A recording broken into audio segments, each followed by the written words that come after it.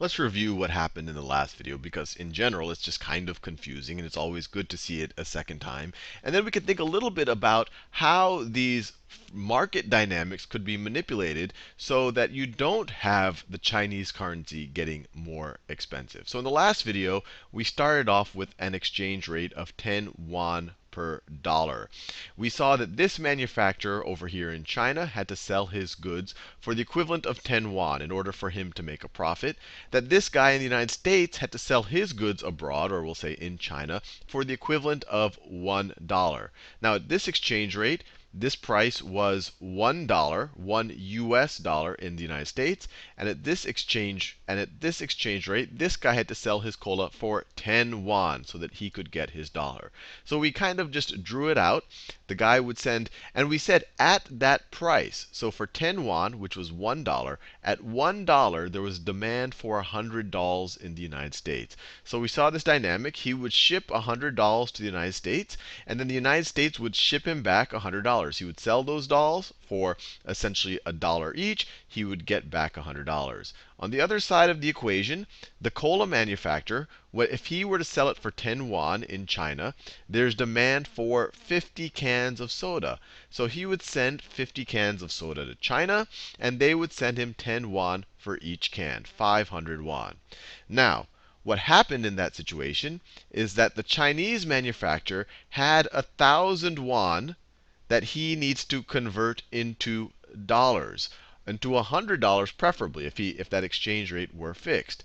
The American manufacturer, and let's say that these are the only two actors in our scenario, has 500 yuan that needs to convert into $50. So if we just look over here, here's someone who wants to convert 1,000 yuan. He wants to convert into 1,000 yuan. Let me be very careful. He wants to convert his $100 into 1,000 yuan if the currency were to be held constant. But there's only 500 yuan being offered in the market. There's only 500 yuan being offered in the market. So he was going to have to offer more dollars per yuan than he would if there was more yuan in the market. Now you can look at the other side. This American manufacturer has 500 yuan from his sales in China. He wants to convert it if the currency was pegged into $50, but maybe he could do better than $50 here.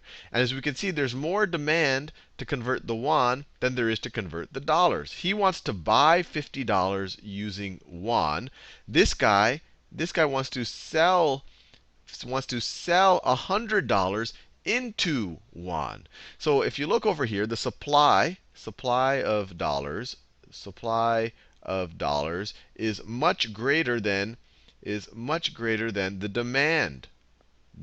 demand for dollars. And you know, in anything, if the supply of apples is greater than the demand for apples, then the price of apples would go down.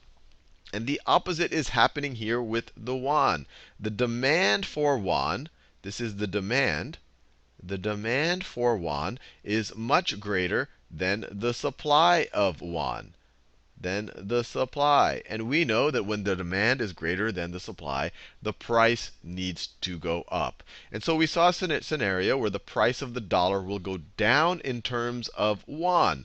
Now, all that means is if you had to give 10 yuan per dollar, now you're going to have to give fewer yuan per dollar. The price of the yuan would go down. If the price of apples in yuans goes down, instead of offering 10 yuan per apple, you probably offer 8 yuan per apple. So we see the exact same thing for the price of the dollar. But that's equivalent to saying that the price of a yuan goes up. And we said eventually, and I'm just making this number up, it's hard to predict what the actual settling price would be, we eventually get to 8 yuan per dollar.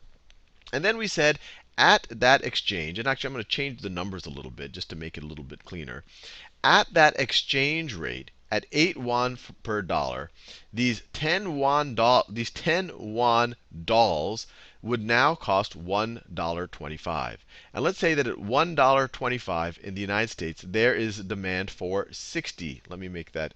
There's demand for 60 dolls. I'm changing the numbers a little bit from the last video, just to make the numbers work out a little bit better. So you could just ignore the numbers from the last video. And remember, the old demand, when the 10 yuan dolls were only $1, so the old demand old demand, we have it up here, was $100. Was $100. So it makes sense. If dolls are $1, people are going to have more of them. If dolls go up to $1.25, the demand will go down, and say they'll go down to $60. Now, on the other side of the equation, the $1 can of soda at 8 won per dollar will now sell in China for 8 won. And remember what the old price was. The old price in China, when the currency rate was 10 to 1, was 10 won. So the price, let me write it here. The price of the cola went from 10 won down to 8 won. So the demand, now that the cola is cheaper in China, the demand went up. And I'll change this number too. So don't do the 80 cans. We'll say that the demand in China went from 50 cans. We saw that up here. He had to ship 50 cans when it cost 10 won per can.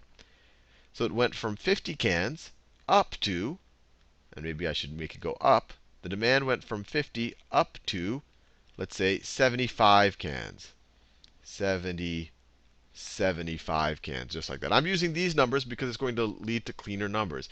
So now what is the actual scenario? In the last video I said work it out yourself, but I realize the more concrete examples of this, the more it'll kind of sink into your brain. So now what is the trade balance going on? So going from China, so if we look at, China,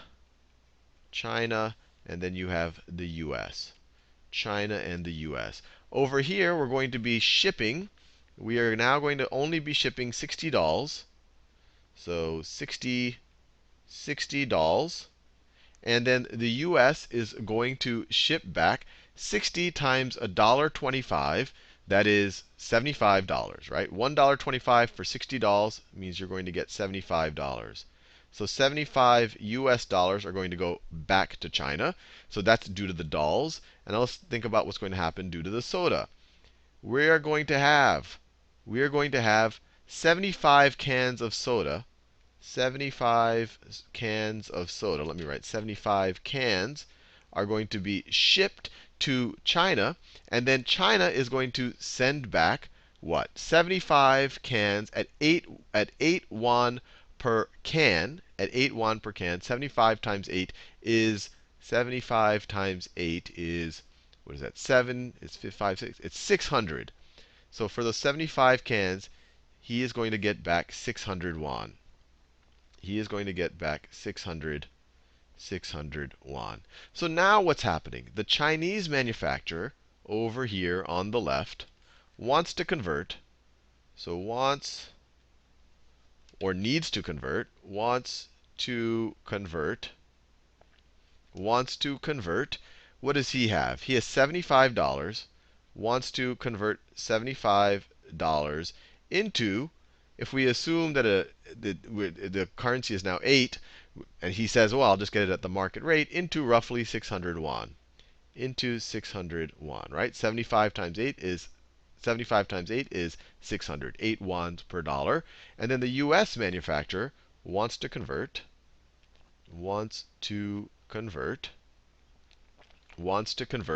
He's got 600 won from his sale of soda into, and if he assumes he can get kind of the last market rate, 600 divided by 8 is into $75.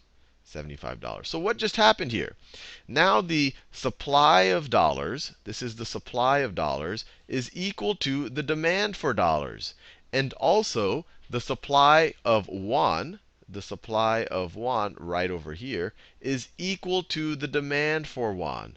So now we are, depending how you view it, we're sending the same dollar value to the US as we're sending back to China, or we're sending the same won value to the US as we're sending back to China, and the currency is now in balance. It really shouldn't shift. And so I really wanted to go through this example again to show you that when you have freely floating currencies, eventually the trade should, one currency should get more. If there is a trade imbalance, one currency will become more expensive than the other until the demand equalizes in both countries, so that you eventually do have a trade balance. Hopefully that doesn't confuse you too much. In the next video, we'll talk about how a government, and we'll talk about the Chinese central bank in particular, could intervene so that this doesn't happen, so that they can always ship more to the US than the US ships to China.